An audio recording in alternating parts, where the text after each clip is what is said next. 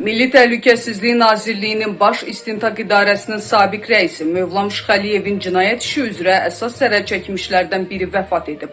Xəbərlər Net Qafqaz Infoya isnadən xəbər verir ki, 30 ildən çox hüquq mühafizə orqanlarında işləmiş Əfsəl Həsənəliyev 76 yaşında dünyasını dəyişib. Həsənəliyev Şıxəliyev və adamlarının qanunsuz göstərişi ilə 5 ay həbsdə qaldığını, 50.000 dollar alındığını deyirdi.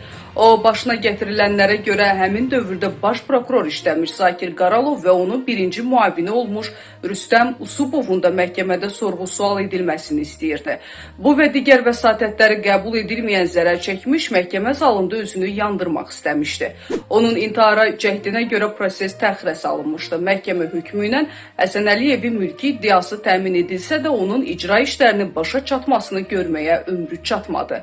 Qeyd eləyək ki, Mövlam Şıxəliyev 12 il müddətinə azadlıqdan məhrum edilib. O, general-mayor rütbəsindən də məhrum olunub.